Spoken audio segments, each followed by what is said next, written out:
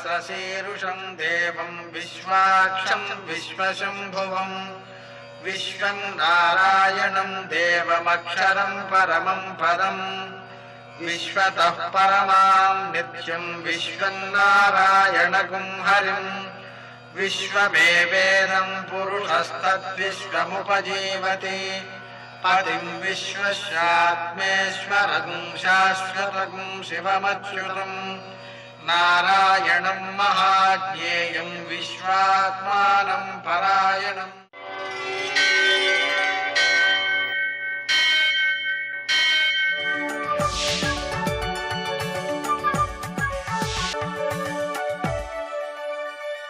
सूर्यशौर्यमथेन्दुरिन्द्रपदवी सन्मङ्गलं मङ्गलम्। विष्णुं नारायणं कृष्णं माधवं मधुसूदनं हरिं नरहरिं रामं గోవిందం దదివామనం। నేటి కాలమాన విశేషాలను గమనిద్దాం. స్వస్తి శ్రీ చాంద్రమాన మన్మథనామ సంవత్సరం దక్షిణాయనం వర్ష ఋతువు శ్రావణ మాసం కృష్ణపక్షం బుధవారం. సూర్యోదయం 6 గంటల 6 నిమిషాలకు, సూర్యాస్తమయం 6 గంటల 25 నిమిషాలకు. తిథి చవితి ఉదయం 10 గంటల 19 నిమిషాల వరకు. నక్షత్రం అశ్విని రాత్రి 2 గంటల 49 నిమిషాల వరకు. వర్జం రాత్రి 11 గంటల 9 నిమిషాల నుంచి 12 గంటల 35 నిమిషాల వరకు. దుర్ముహూర్తం ఉదయం 11 గంటల 51 నిమిషాల నుంచి మధ్యాహ్నం 12 గంటల 40 నిమిషాల వరకు. అమృతకాలం రాత్రి 8 గంటల 12 నిమిషాల నుంచి 9 గంటల 41 నిమిషాల వరకు. రాహుకాలం బుధవారం కాబట్టి మధ్యాహ్నం 12 నుంచి 1:30 వరకు. అష్టకవర్గ రీత్యా శుభప్రదమైన సమయం ఉదయం 7 గంటలకి. నేటి విశేషం బుధవారం. విష్ణుమూర్తికి ప్రీతికరమైనది, శ్రీరామునికి ప్రీతికరమైనది. ఈ మాసమే శ్రావణ మాసం కాబట్టి సాక్షాత్తు విష్ణుమూర్తికి ప్రీతికరమైనది కాబట్టి విష్ణు సహస్రనామ స్తోత్ర పారాయణ చేసుకోవడం, విష్ణు సహస్రంతో మారేడు దళాలతో అలాగే తులసి దళాలతో ఆరాధించటం. మనకి మారేడు దళాలు లక్ష్మీ స్వరూపం కాబట్టి విష్ణుమూర్తికి చాలా ఇష్టం అండి. అందుకనే ప్రతి శుక్రవారం నాడు వెంకటేశ్వర స్వామికి మారేడు దళాలతో పూజ చేస్తారు, బెల్వ దళార్చిత గోవింద అని. కాబట్టి విష్ణుమూర్తికి ప్రీతికరమైనటువంటి మారేడు దళాలు అలాగే తులసి దళాలతో సహా ఆయన్ని కనుక పూజించుకోవడం ద్వారా అత్యుత్తమైన సత్ఫలితాలు సిద్ధిస్తాయి. శ్రావణ మాసంలో ఈ విష్ణు పూజ అనేది అత్యుత్తమ సత్ఫలితాన్ని ఇచ్చేది. అందులోనూ శ్రావణ మాసం అనేటువంటిది చాతుర్మాస్యంలో భాగం కూడా కదా. అందువలన ఆ యోగ నిద్రలో ఉండేటువంటి ఆ విష్ణుమూర్తి సంపూర్ణముగా అనుగ్రహిస్తాడు. నేటి ఆణిమత్యాలు.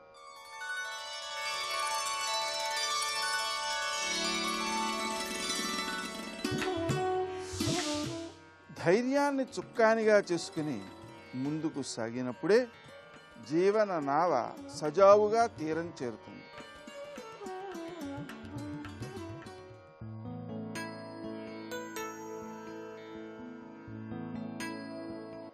భగవంతుడు ఎప్పుడూ నిన్ను ప్రేమిస్తాడు, కానీ నీ చుట్టూ ఉన్నవాళ్ళు నిన్ను ప్రేమించకుండా ఉండలేని స్థితి వస్తే అంతకంటే గొప్ప విజయం మరొకటి లేదు.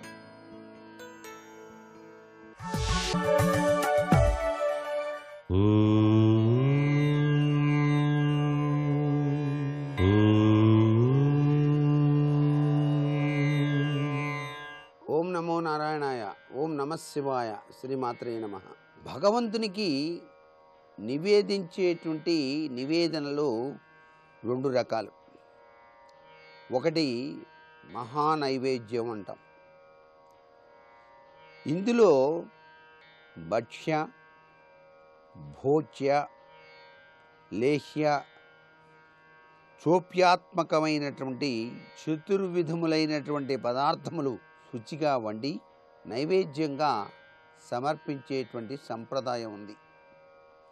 రెండవది అవసర నైవేద్యం అంటారు. ఇందులో కొబ్బరికాయ, అరటిపళ్ళు శ్రేష్టవంతమైనవిగా చెప్పారు. వివిధ రకములైనటువంటి పండ్లు, పాలు, పెరుగు, వెన్న, అటుకులు, బెల్లం మొదలగు పదార్థములను నివేదనగా సమర్పించవచ్చు. ఈ శ్రావణ మాసంలో ప్రతినిత్యం కూడాను లక్ష్మీదేవికి ప్రీతివంతమైనటువంటి ఆవు పాలతో వండినటువంటి పరమాన్నం లేక చక్కెర పొంగలి నైవేద్యంగా గనక సమర్పించినట్లయితే సర్వే సర్వత్రా కూడాను చక్కటి యోగవంతమైన ప్రభావం కలిగి జీవన గమనం హాయిగా సాగిపోతుంది సుమా. అంతేకాకుండా భగవంతుని యొక్క ఆరాధనలో సర్వదేవతలను కూడాను పూజించేటువంటి సమయంలో తప్పనిసరిగా నివేదన చేసేవి కొబ్బరికాయలు, అరటిపళ్ళు. నైవేద్యంలో వీటికి ప్రముఖ పాత్ర ఉన్నది కాబట్టి ఎందుకని వీటికి ప్రముఖ పాత్ర ఇచ్చారు అంటే ఈ రెండు ఫలాల విత్తనములు ఎవరు కూడా ఎంగిలి చేయలేనివి.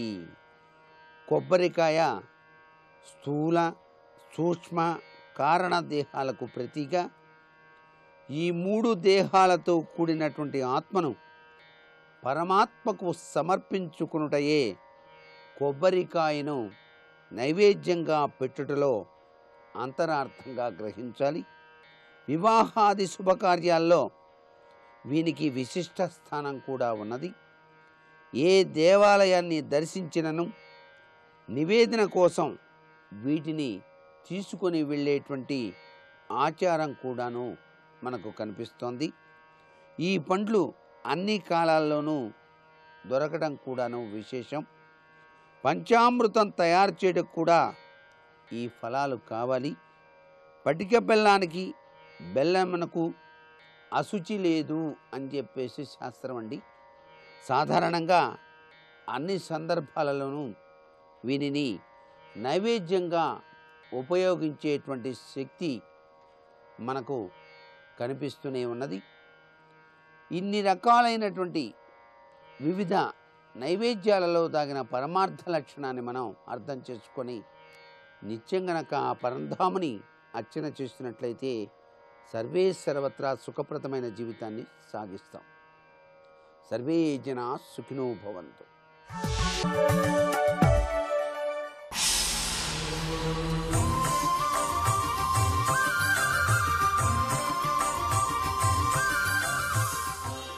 శతక సాహితీ సరస్వతికి నమస్కారం. దురాపా దుర్వృత్తై దురిత దమనే దారణభరా దయార్ద్రా దీనానాముపరి దళదిందీవర నిభా దహంతి దారిద్ర్యద్రుమకులముదారద్రవిణదా త్వదీయా దృష్టిర్మే జనని దురదృష్టం దలయతు.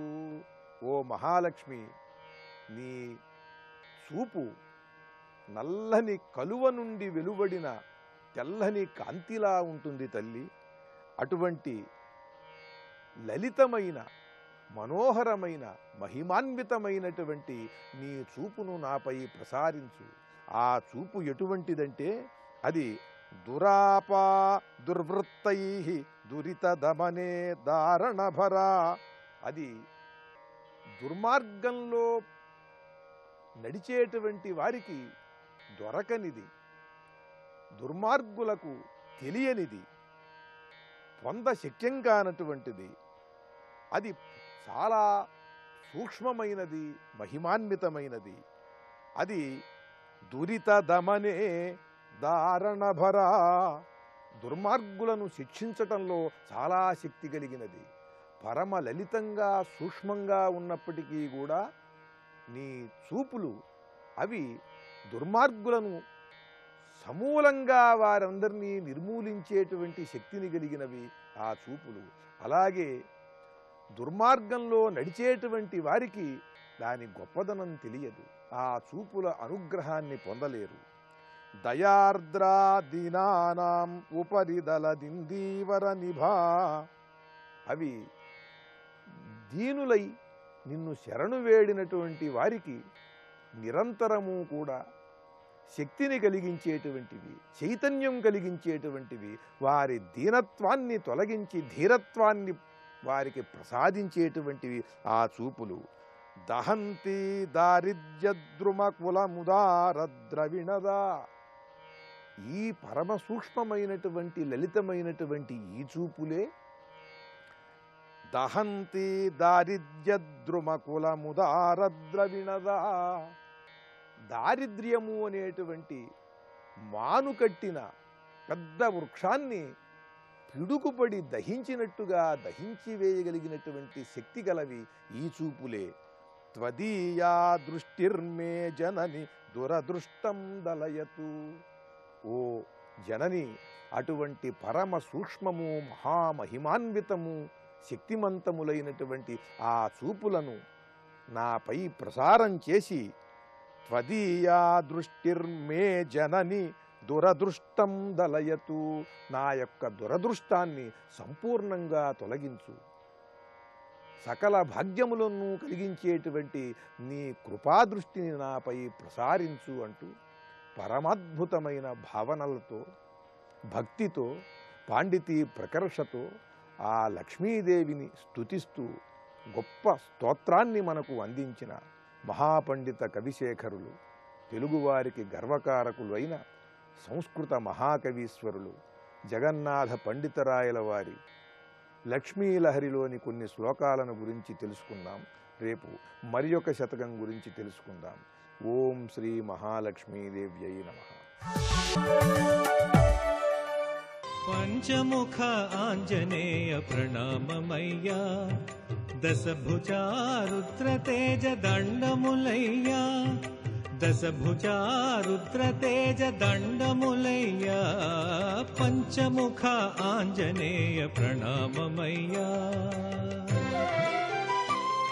ఆపదామపహర్తారం దాతారం సర్వసంపదాం, లోకాభిరామం శ్రీరామం భూయో భూయో నమామ్యహం.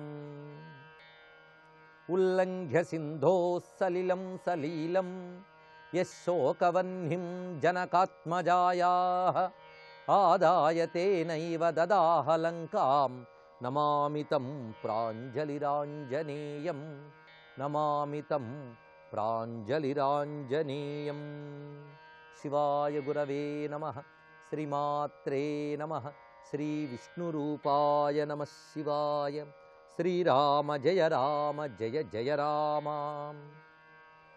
ఇది చింతయతస్తస్య నిమిత్తాన్యుపపేదిరే పూర్వమప్యుపలబ్ధాని సాక్షాత్ పునరచింతయత్. ఆంజనేయ స్వామివారు లంకా దహనం చేసిన తర్వాత ఉచితానుచితములు విచక్షణ లేకుండా క్రోధం చేత లంకనంతటిని తగలబెట్టేనే సీతమ్మ ఏమై ఉంటుందో అని దుఃఖపడుతున్న సమయంలో వెంటనే పునరాలోచన వచ్చింది అతనికి. ఇది కూడా మహాత్ముల లక్షణం. వారు తాము గాని చెడు చేశామని తమంత తామే చింతన చేసుకుంటారు, మళ్ళీ తమంత తామే విచక్షణతో తిరిగి కోలుకోగలరు. ఇది మొదటి నుంచి హనుమంతుని యొక్క సల్లక్షణాల్లో ఒకటి. ఉత్తమ పురుషుని యొక్క స్వభావాలు హనుమంతులు ఎన్నెన్ని రకాలుగా కనబడతాయి. అందుకే ఉత్తమ పురుషుడి మనస్తత్వం ఎలా ఉంటుంది అనే కోణంతో మనం పరిశీలిస్తే రామాయణంలో సీతా రామ హనుమంతుల యొక్క దివ్యమైన వ్యక్తిత్వాలను మనం విశ్లేషణ చేయగలగాలి. వీళ్ళు ముగ్గురు పూర్ణ పురుషులు, పరిపూర్ణమైనటువంటి వ్యక్తిత్వం కలిగినటువంటి వారు గనక వారి పరిశీలన ఇక్కడ చేస్తున్నాం. ఇక్కడ హనుమంతుడు సీతమ్మ విషయంలో చేసిన ఆలోచనలు రమ్యమైనటువంటి శ్లోకములు, పైగా మంత్రమయమైనటువంటి శ్లోకములు, పైగా సీతా మహాదేవి ఒక మహాశక్తి అని ప్రతిపాదన చేస్తున్న ఒక శాక్తేయమైన శ్లోకములు ఇవి. అథవా చారు సర్వాంగి రక్షిత స్వేన తేజస నశిష్యతి కళ్యాణి నాగ్నిరగ్నౌ ప్రవర్తతే. చారు సర్వాంగి, సర్వాంగ సుందరి అయినటువంటి కళ్యాణి, పరమమంగళ స్వరూపిణైనటువంటి సీతాదేవి ఆవిడ్ని అగ్ని దహించలేదు. ఎందుకంటే రక్షిత స్వేన తేజస, తనని తాను తన తేజస్సుతో రక్షించుకోగలిగినటువంటి అగ్ని. మనకు బయట అగ్నుల గురించి తెలుసు, అంతకంటే గొప్ప అగ్నులు ఉన్నాయి. జ్ఞానం ఒక అగ్ని, తపస్సు ఒక అగ్ని. ఈ రెండు అగ్నులు అమ్మ యొక్క స్వరూపమే. అసలు ఆ తల్లే ఒక జ్ఞానాగ్ని, ఆ తల్లే ఒక తపోగ్ని, ఆవిడ తపోమయి. అందుకే రక్షిత స్వేన తేజస, తన తేజస్సుతో తనని తానే రక్షించగలదు. నాగ్నిరగ్నౌ ప్రవర్తతే. అంతేకాదు, అమ్మని అగ్ని దహనము చేయలేదు. ఎందుకంటే అగ్నిని దహించగలదా అన్నాడు. ఈ మాట చాలా ముఖ్యమైన మాట, రామాయణంలోని ఒక కొటేషన్ లాంటి మాట. నాగ్నిరగ్నౌ ప్రవర్తతే, నా అగ్ని అగ్నౌ ప్రవర్తతే. అగ్ని యందు ప్రవర్తించలేదు. అంటే నిప్పుని కాల్చలేదు. ఎందుకంటే అమ్మ ఒక నిప్పు, ఆవిడ ఒక అగ్ని. ఏమిటయ్యా అగ్ని అంటే విశ్వనాథ వారు చాలా చక్కటి మాట చెప్పారు. అనింధనాగ్ని అన్నమాట వేశారు ఇక్కడ. అనింధనాగ్ని. సాధారణంగా ఇంధనాలు లేనిది అగ్ని రగలదు. ఒక కట్టో చెమురో ఉండాలి మన అగ్నిని చూడాలంటే. కానీ ఇంధనాలు అవసరం లేని అగ్ని అంటే స్వయం ప్రకాశకమైన అగ్నిస్వరూపం సీతమ్మ. ఆవిడ చిదగ్ని స్వరూపిణి, చిదగ్నికుండ సంభూత. అటువంటి తనంత తాను స్వయం ప్రకాశ స్వరూపిణి అగ్ని ఎక్కడ? ఇంధనాల ఆధారంగా మండి ఈ అగ్ని ఎక్కడ? అందుకు అనింధనాగ్ని అనే మాట చాలా ఉజ్వలమైనటువంటి మాట. స్వాభావిక తేజస్ సంపన్నుల విషయంలో మాట్లాడవలసిన మాట. అలాంటి అనింధనాగ్ని అనేటువంటి తల్లిని ఇంధనాగ్ని అయిన అగ్నిని చేయగలడు. పైగా ఆమె ఎవరు? రామచంద్రమూర్తి యొక్క భార్య. ఆమెను అగ్ని కూడా ముట్టుకోలేడు. ఈ మాట చాలా విశేషంగా చెప్పారు. రామచంద్రునికి సంబంధించిన వారిని ఏ ఒక్కరూ బాధించలేరు. అందుకే రాముని వారము మాకేమి విచారం. రాముని యొక్క పత్ని సీతమ్మ, ఆమెని అగ్ని ముట్టగలదా? నహి ధర్మాత్మనస్తస్య భార్యాం అమిత తేజసః స్వచారిత్రాభిగుప్తాం తాం స్పృష్టుమర్హతి పావకః. స్వచారిత్ర అభిగుప్త, చాలా చక్కటి మాట. అంటే తన యొక్క చారిత్రము అనగా ప్రవర్తన, శీలము, పాతివృత్యము, వీటితోనే తనని తాను రక్షించుకుంటోంది. ఎప్పుడైనా కవచం ఏదయ్యా అంటే బయట నుంచి తెచ్చుకునేది కవచం కాదు. తన యొక్క తపస్సు, తన యొక్క ధర్మమే తన కవచం, అదే రక్షిస్తుంది. అందుకే ధర్మో రక్షిత రక్షిత అంటే ఇది దీనిలో ఉన్న భావం. తన ధర్మమైన పాతివ్రత్యాన్ని అమ్మ కాపాడుకుంటోంది కనుక ఆ పాతివ్రత్య ధర్మం అమ్మని కాపాడుతున్నది. పైగా ధర్మాత్మనః భార్యాం, ధర్మాత్ముడైనటువంటి రామచంద్రమూర్తి యొక్క భార్య. ఆ రాముడు ఎటువంటి వాడు? అమిత తేజసః, ఆయన ఒక మహాగ్ని, ఆయన ఒక శాశ్వత అగ్ని, అగ్నులకే అగ్ని అయినటువంటి వాడు, ఆయన యొక్క భార్య. అటువంటి పతివ్రత అయినటువంటి ఆ తల్లిని తాం స్పృష్టుమర్హతి పావకః, ఆమెను అగ్నిదేవుడు ఏ విధంగానూ కూడా తాకలేడు సుమా. నూనం రామప్రభావేణ వైదేహ్యా సుకృతేన చ యన్మాం దహన కర్మాయం నా దహత్ హవ్యవాహనః. అంతెందుకు, ఏ రామచంద్రమూర్తి ప్రభావం చేత, ఏ తల్లి యొక్క దయ చేత అగ్ని నన్ను కూడా, నా వాలాన్ని కూడా కాల్చలేదో అటువంటి అగ్ని అమ్మని తగలబెడతాడా? ఈ ఆలోచనలోకి వచ్చాడు. అందుకే రామ ప్రభావము, సీతాదేవి యొక్క సుకృతము, కృప, వాటి వల్ల నన్నే అగ్ని దహించలేదు. అంతేకాదు మరొక గొప్ప విషయం చెప్తున్నాడు. అమ్మ అందరికీ పూజ్యురాలు. త్రయాణం భరతాదీనాం భ్రాతృణాం దేవతాచయ. భరత లక్ష్మణ శత్రుఘ్నులందరికీ కూడా సీతాదేవి సాక్షాత్ పరమ పూజ్యురాలు. రామచంద్రమూర్తికి మనఃకాంత, రామస్య చ మనఃకాంత సా కథం వినశిష్యతి. అటువంటి ఆమె ఎట్టి పరిస్థితుల్లో కూడా నశించదు. యద్వా దహన కర్మాయం సర్వత్ర ప్రభు అవ్యయః నమే దహతి లాంగోలం కథమార్యాం ప్రదక్షతి. అంతేకాదు మరొక కోణంలో చెప్తున్నాడు ఇక్కడ. అగ్నిదేవుడు కేవలం జడ పదార్థం కాదు, ప్రకృతిని ఎప్పుడు జడ పదార్థంగా చూడరాదు, అది దేవతాత్మకం. ఎవరైతే ధర్మమయంగా భక్తి కలిగి ఉంటారో వారిని ప్రకృతి కాపాడుతుంది. అందుకు నా తండ్రి అయిన అగ్ని నాపై కృప కలిగి నా వాలమునే కాల్చలేదే, ఇక పూజ్యురాలైన ఆ తల్లిని ఏ విధంగా నశింపజేస్తాడు తను? అందుకు ఆర్యాం అనే మాట వేశారు ఇక్కడ. ఆర్య అంటే పూజ్యురాలు అని అర్థం.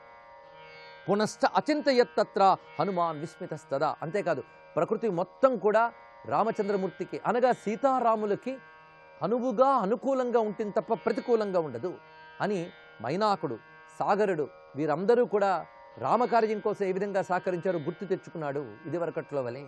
అందుకు నిశ్చింతగా ఉన్నట్ట. ఎప్పుడైతే ఈ విధమైన నిశ్చింత భావం వచ్చిందో ఇక్కడ ఒక అద్భుతమైన మాటతో ముగింపు జరుగుతుంది ఆలోచనకి. తపసా సత్యవాక్యేన అనన్యత్వాచ్చ భర్తరి అపిసా నిర్దహేదగ్నిం నతామగ్ని ప్రదక్ష్యతి. ఒకటి, సీతమ్మ సాక్షాత్ పరమేశ్వరి గనక ఆవిడ్ని అగ్ని దహనం చేయలేదు. ఇది మనకి దైవికమైన కారణం. కానీ మనందరికీ ముఖ్యమైన అంశం ఇక్కడ చెప్తున్నారు ఏంటంటే, మానవులు స్వభావంతో తపస్సును కానీ ఆచరిస్తే వారిని ప్రకృతి రక్షిస్తుందనే మాట మనం తీసుకోవాల్సింది. అందుకే తపస సత్యవాక్యేన అనన్యత్వాచ్చ భర్తరి. ఒకటి ఆమె పాటిస్తున్నటువంటి తపస్సు, రెండవది సత్యవాక్యము, మూడవది భర్త యందు అనన్యమైనటువంటి భావము. అంటే భర్త తప్ప ఇంకెవరూ కూడా పట్టనిది, అంటే రామచంద్రమూర్తి తప్ప ఇతరమేమీ మనస్సుకు పట్టని తల్లి గనక ఆమెని అగ్ని ఏమీ చెయ్యలేదు. ఈ మూడు మనం చూసినట్లయితే సత్యవాక్యము, తపస్సు, ఏకాగ్రమైన నిష్ఠ, ఈ మూడు ఉన్నటువంటి వారికి ప్రకృతి కూడా అనుకూలిస్తుంది. ప్రాకృతికమైన ఉత్పాతాలు కూడా జరగవు, ప్రమాదాలు జరగవు. ఇది తెలుసుకోవాల్సిన ప్రధానమైన అంశం. మనకి వాల్మీకి అందిస్తున్న సందేశాల్లో ఇది ఒక ముఖ్య సందేశం. సతదా చింతయస్తత్ర దేవ్యా ధర్మ పరిగ్రహం శుశ్రావ హనుమాన్ వాక్యం చారణానాం మహాత్మనాం. ఈ విధంగా ధర్మస్వరూపిణైనటువంటి అమ్మవారి గురించి చింతన చేస్తున్న సమయంలో ఒక దివ్యమైన వాక్కులు వినబడ్డాయట. ఎవరివి అంటే చారణానాం మహాత్మనాం. చారణులు ఆకాశం నుంచి వెళుతూ మాట్లాడుకుంటున్నట్టు ఆ మాటలు వినబడ్డాయట. అంటే దేవగణముల్లో చారణులు ఒకరు. సిద్ధులు, చారణులు, గంధర్వులు, కేచరులు అని దేవగణములు అనేక రకములుగా ఉంటూ ఉంటారు.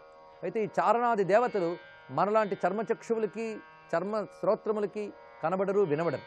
కానీ హనుమంతునికి వారి యొక్క పలుకులు వినబడుతున్నాయట. వాళ్ళు అనుకుంటున్నారు, అహోఖలు కృతం కర్మ దుష్కరం హనుమత. హనుమంతుడు ఎంత గొప్ప పని చేశాడు, ఎవరూ చేయలేనటువంటి పని చేశారు. మొత్తం రాక్షస నగరమంతా కూడా దగ్ధమైంది. పైగా దగ్ధేయం నగరీ సర్వ సాట్ట ప్రాకార తోరణ. ఈ ప్రాకార తోరణాదులతో సహా లంక అంతా దహనమైంది. కానీ విస్మయం ఏమిటంటే జానకీ నచ దగ్ధ ఇది. జానకి కానీ జానకి ఉన్నటువంటి చోటు కానీ తగలబడలేదు. ఇది అత్యద్భుతమైన ఆశ్చర్యకరమైన అంశము. జానకీ నచ దగ్ధేతి విస్మయోద్భుత ఏవ నహ. ఇది మాకు ఆశ్చర్యం కలుగుతున్నది అనుకుంటూ వెళుతూ ఉన్నట్ట చారణులు వెళుతూ మాట్లాడుకుంటూ. అవి వినబడ్డాయి. చాలు హనుమంతుడికి చాలా ధైర్యం కలిగింది. ఏది తను ఇలా ఉంటుందని ఊహిస్తున్నాడో అది ఎక్కడ జరుగుతుంది. దీన్ని బట్టి మహాత్ముల ఊహ ఎంత సత్యంగా ఉంటుందో, వాళ్ళు ఎంత స్పష్టంగా స్వచ్ఛంగా సత్యంగా భావించగలరో ఇక్కడ తెలుస్తున్నది. ఎలా హనుమంతుడు అనుకున్నాడో అదే జరిగింది అక్కడ. చారణుల మాట బట్టి తెలుసుకుని ఇతి శుశ్రావ హనుమాన్ వాచం తాం అమృతోపమాం. అమృత సమానమైనటువంటి ఆ వాక్కులు విన్న వెంటనే హనుమంతుడికి ఒక్కసారి ఉత్సాహం కలిగిందిట. బభూవ చాస్య మనస హర్ష తత్కాల సంభవ. ఆ సమయంలో కలిగినటువంటి ఉత్సాహము, దానికి తోడు చుట్టూ కనబడుతున్నటువంటి శుభశకునములు, పైగా వారితో పాటు మహర్షులు కూడా మాట్లాడుకోవడం వినబడింది. స నిమిత్తైశ్చ దృష్టార్థై కారణైశ్చ మహాగుణై ఋషివాక్యైశ్చ హనుమాన్ అభవత్ ప్రీతమానస. చారణుల మాటలు, ఋషుల మాటలు ఇవి విని హనుమంతుడు సంతృష్టి చెంది అప్పుడు అనుకున్నట్ట, మరొక్కసారి సీతమ్మకి చెప్పి వెళ్ళిపోతాననుకున్నారు. అంతేగాని సీతమ్మ క్షేమంగా ఉందో లేదో చూస్తాను అనుకోలేదు. ఎందుకంటే ఇక్కడ శాస్త్రమునందు ధర్మమునందు విశ్వాసం కలవాడికి మళ్ళీ రెండో భావం ఉండదు. చారణులు చెప్పే కూడా ఇంకా డౌట్ ఉంటుందా అండి? మనమంటే ఒకవైపు తపస్సులు చేస్తున్న వాడి మీద అపనమ్మకాలతో ఉంటాం. హనుమంతుడు అలా కాదు. తన మనస్సుకి ఆ సీతారాముల ప్రభావం తెలుసు గనక అంత ప్రభావశాలినైన సీతమ్మకు ప్రమాదం కలగదు అని ఖచ్చితంగా అనుకున్నాడు. రెండవది చారణుల మాట. ఈ రెండు జరిగిన తర్వాత ఇంకా అతనికి సందేహమే లేదు. అయినప్పటికీ మరొక్కసారి సీతమ్మకి చెప్పి సెలవు తీసుకుందాం అనుకున్నాడు. తతక్కపి ప్రాప్త మనోరథార్థ. ఇంకా అతనిలో సందేహం లేదు. మనోరథార్థ ప్రాప్త అంటే తన యొక్క అనుకున్నటువంటి మనోరథము నెరవేర్చుకున్నవాడై, అంటే రామదూతగా వచ్చినటువంటి కార్యాన్ని పూర్తి చేసుకున్నవాడై తామక్షతాం రాజసుతాం విదిత్వా. మహారాణి అయినటువంటి సీతమ్మ అక్షతాం చెక్కు చెదరకుండా ఉన్నది అని మనసారా తెలుసుకున్నవాడై ఒక్కసారి ప్రత్యక్షంగా తల్లికి చెప్పి ప్రతి ప్రయాణం చేయదలుచుకున్నాడు. ప్రతి ప్రయాణం అంటే తిరుగు ప్రయాణము అనర్థం. ప్రత్యక్షతస్తాం పునరేవ దృష్ట్వా ప్రతి ప్రయాణాయ మతించకారాం. ప్రత్యక్షత తాం పునరేవ దృష్టా.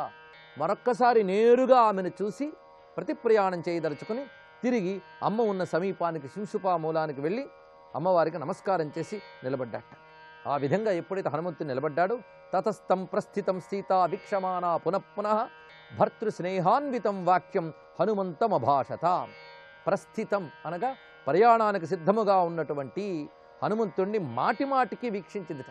ఎందుకంటే ఒకవైపు వాత్సల్య భావం, రెండవది ఆత్మీయుడైన వాడు తిరిగి వెళ్ళిపోతున్నాడు అన్నప్పుడు ఒక చిన్న వేదన కలగడం సహజం. అందుకు మాటిమాటికి చూస్తూ భర్తృస్నేహాన్వితం వాక్యం, రామచంద్రమూర్తిపై తనకున్నటువంటి ప్రేమని కలబోసినటువంటి పలుకులతో హనుమంతునితో మాట్లాడుతున్నది అమ్మ.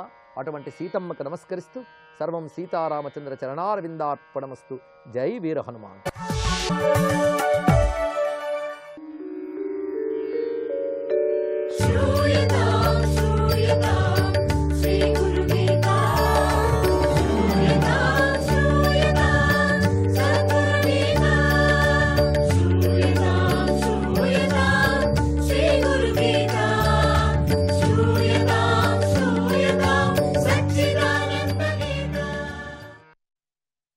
జయదత్త. ఇక ఈ సాధకుడికి తగిలేటువంటి ఏదేది ఆటంకాలు ఉన్నాయో చెప్పుకొని వెళుతూ భేద భ్రాంతి అనేటువంటి సాధకుడికి ఉండకూడదు. వ్యవహారం దృష్టిలో చూస్తే సృష్టిలో ఉన్న ఒక వస్తువుకి మరొక వస్తువుకి భేదం కనపడుతుంది. సృష్టిలో ప్రతి ఒక్కటి అది వేరే ఇది వేరే అని కనపడుతుంది. ఈ దృష్టికి కారణం రజోగుణమే. ఈ భేద దృష్టి పోవాలంటే అభేద దర్శనం కావాలి. ఈ అభేద బుద్ధి సత్వగుణం వల్ల కలుగుతుంది. ఈ జ్ఞానం కలిగినప్పుడు సర్వము బ్రహ్మమయంగా ఒకటిగా కనపడుతూ ఉంటుంది. ఇది సత్యం. కనుక మానవుడు సత్వగుణాన్ని పెంచుకోవటానికి ప్రయత్నిస్తూ ఉండాలి. ఎప్పుడు కూడా మంచి గుణమే. అప్పుడే భేద బుద్ధి నశిస్తుంది. ఇక మిథ్యాత్మత. నాస్తికులు భౌతికవాదులు ఆత్మస్థితిని ఒప్పుకోరు కదా. ఆత్మ శాశ్వతమైనది అంటారు. కానీ ఆత్మ అశాశ్వతమైంది అనేటువంటి వాళ్ళు కూడా ఉన్నారు. ఉండనట్ల ఆత్మ అశాశ్వతమైనది, కానీ నిజానికి శాశ్వతమైనది ఆత్మ ఒక్కటే. కొంతమంది అది, కొంతమంది ఇది అంటుంటారు. శాశ్వతమైనటువంటిది ఆత్మ ఒక్కటే. శాస్త్రాలు, పురాణాలు, ఉపనిషత్తులు అన్నీ ఆత్మ నిత్యమైనది, శాశ్వతమైనదని నిరూపించాయి.